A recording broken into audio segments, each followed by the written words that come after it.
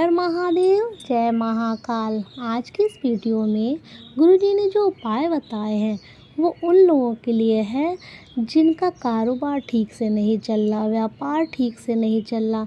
आप कोई भी कार्य कर रहे हैं उसमें आपकी तरक्की नहीं हो पा रही है, बहुत ज़्यादा आप परेशान हैं। तो ये उपाय उन लोगों के लिए है जिन्हें कार्य में सफलता नहीं मिल रही है। इस उपाय में आपको क्या करना है, इसमें आपको लेना है एक दीपक, एक मिट्टी का आपको दीपक ले लेना है और उसमें डालनी है गोल बाती। ध्यान रखिए, जो आप दीपक लें उसमें आपको गोल बाती डालनी है और गाय माता का देसी घी उसमें भर लेना है। अब आपको लेने हैं थोड़े से अनाज के दाने। अनाज में आप कुछ भी ले सकते हैं, चाहे साबुत हरा मूंग ले लीजिए, चाहे आप जौ ले लीजिए, चाहे गेहूं के दाने ले लीजिए। अगर कुछ ना हो तो आप फूलों की पत्तियां ले लीजिए। बस ये दो चीज़ें लेकर आपको जाना है बेलपत्री के पेड़ के पास। ध्यान रखिए, बेलपत्री के पेड़ के पास जाना है और ये उपाय आपको प्रदोष काल यानी शाम के समय करना है और एकादशी के दिन करना है। गुरुजी ने कहा है जो भी ये उपाय एकादशी के दिन शाम के समय कर लेता है उसके जीवन से जो भी कठिनाइयाँ हैं वो समाप्त होती हैं, जो तरक्की में बाधाएं आ रही हैं वो समाप्त होती हैं। तो आपको ये सब सामग्री लेकर बेलपत्र के पेड़ के पास जाना है। वहाँ जाकर जो आप अनाज के दाने लेकर गए हैं या फूलों के पत्तियाँ लेकर गए हैं उन्हें नीचे रखना है। वहाँ का जो एरिया है जहाँ बेलपत्री का पेड़ लगा है वहाँ जो नीचे गंदगी पड़ी है, कुछ पत्ते पड़े हैं, कुछ जो भी, उसे साफ़ कर लीजिए। उसके बाद आपको वहाँ वो अनाज के दाने रखने हैं और उसके ऊपर वो दीपक आपको प्रज्वलित कर देना है। श्री शिवाय नमस्तुभ्यम या ओम नमः शिवाय का जाप करते हुए दीपक प्रज्वलित करते समय आपको जो भी आपकी जो मनोकामना है वो आपको बोलनी है, जिस भी मनोकामना से आप ये उपाय कर रहे हैं। उसके बाद वहीं बैठकर थोड़ी देर आपको प्रार्थना करनी है। फिर आपको क्या करना है, जब आप घर आएँ तो उससे पहले आप बेल वृक्ष के जो नीचे जहाँ आपने दीपक जलाया है वहाँ के आसपास की थोड़ी सी मिट्टी आप अपने साथ लेकर आएँ। ध्यान रखिए, जो मिट्टी है उसे आपको अपने साथ लाना है और लाकर अपने घर में प्रत्येक कमरे में, ध्यान रखिए कोई अशुद्ध जगह नहीं, अपने कमरे में, बालकनी में, आंगन में, जहाँ भी आप अपने अपने घर में सारे कमरे में आपको थोड़ी थोड़ी मिट्टी आपको डाल देनी है। मिट्टी डालते समय आपको एका माता का नाम स्मरण करना है। ध्यान रखिए, एका माता का नाम स्मरण करना है। गुरुजी ने अपनी कथाओं में एका माता की महिमा बताई है कि एका माता जो है वो, जब एका माता का जो हम नाम स्मरण करते हैं तो उससे आपके घर के जो भी नेगेटिविटी है वो समाप्त होती है और आपके घर में धन आने के मार्ग प्रशस्त होते हैं। तो आपको एका माता का नाम स्मरण करते हुए वो जो मिट्टी है अपने घर में चारों तरफ छिड़क देनी है, हर कमरे में, बालकनी में, आंगन में, किसी भी अशुद्ध जगह को छोड़कर।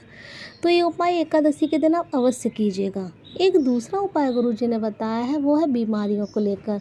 बहुत ज़्यादा आप परेशान हैं, बीमारियों से तंग आ चुके हैं, शरीर में बहुत ज़्यादा कमजोरी है, थकान है, हर समय ऐसा लगता है जैसे हमारे शरीर में बिल्कुल कुछ है ही नहीं, शरीर में बहुत ज़्यादा कमजोरी लग रही है। तो एक उपाय गुरुजी ने कमजोरी के लिए, थकान के लिए बताया है कि हमें अब बल प्रदान नहीं हो रहा है।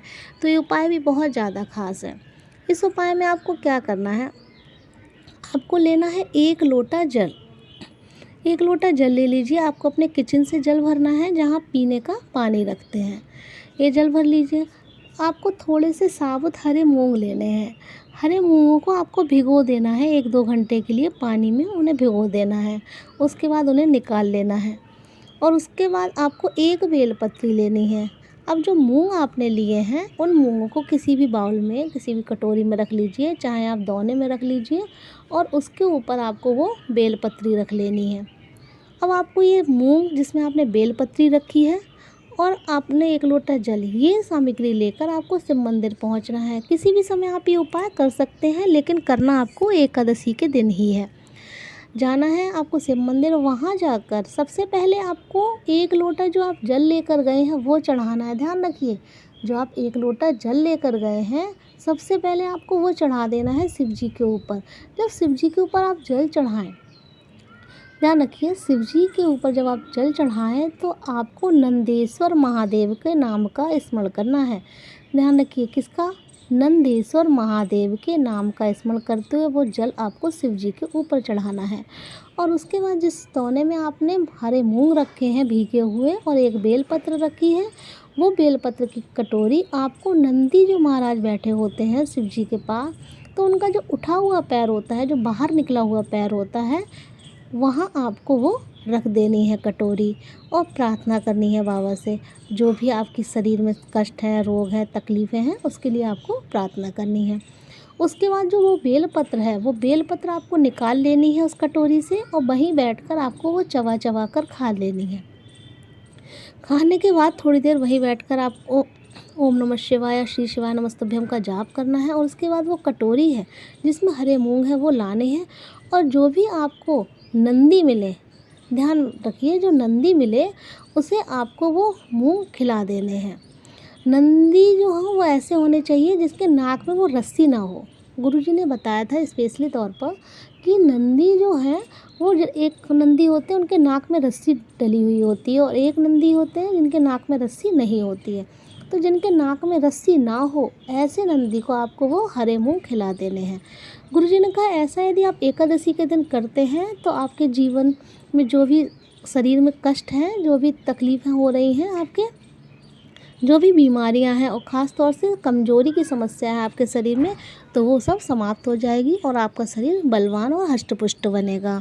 तो एकादशी के दिन ये उपाय भी करना आप ना भूलें। एक तीसरा उपाय गुरुजी ने बताया है, हमेशा बताते हैं गुरुजी और हमने भी आपको कई बार बताया है, ये उपाय बहुत ज़्यादा खास है और प्रत्येक एकादशी को आप ये उपाय अवश्य किया कीजिए। ये उपाय भी घर की सुख समृद्धि के लिए है, घर की आय के लिए है, आमदनी के लिए है। आपके घर की आर्थिक स्थिति ठीक नहीं है, आपके कोई काम नहीं बन रहे हैं, आप बहुत ज़्यादा परेशान हैं, कोई कार्य रुका हुआ है, आपका मनोकामना पूरी नहीं है, तो ये उपाय आप अवश्य कीजिए। इस उपाय में आपको क्या करना है, आपको 7 बेलपत्र लेनी है, सातों बेलपत्र साफ़ सुथरी होनी चाहिए और 1 लोटा जल। कोशिश ये करें, अगर आपके घर में बहुत ज़्यादा गंगा जल है तो आप 1 लोटा गंगा जल पूरा भर लीजिए, जल ना लीजिए, और कम है तो आप पहले जल ले लीजिए और थोड़ा सा गंगा जल मिला लीजिए।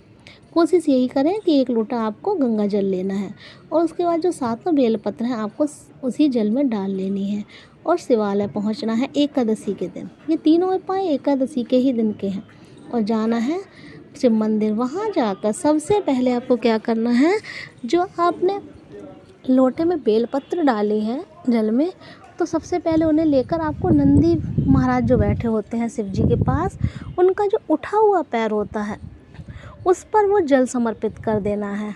लेकिन जल इतने धीमे समर्पित कर देना है आपको कि उनका जो बेलपत्र आपने डाली है वो एक भी बेलपत्र गिरे ना। इस तरीके से आप जल समर्पित कीजिएगा उनके पैर पर कि एक भी बेलपत्र आपकी गिरे ना, 7 बेलपत्र बची रहे लोटे में।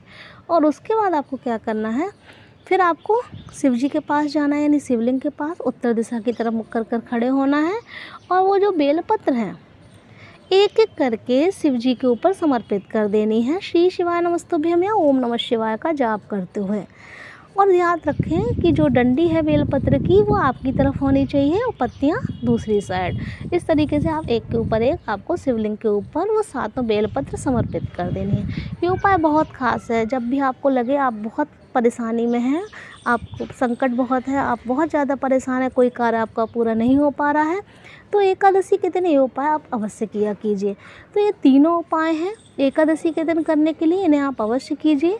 यदि आपको वीडियो अच्छी लगी है तो प्लीज़ वीडियो को लाइक करके कमेंट में हर हर महादेव अवश्य लिखिए।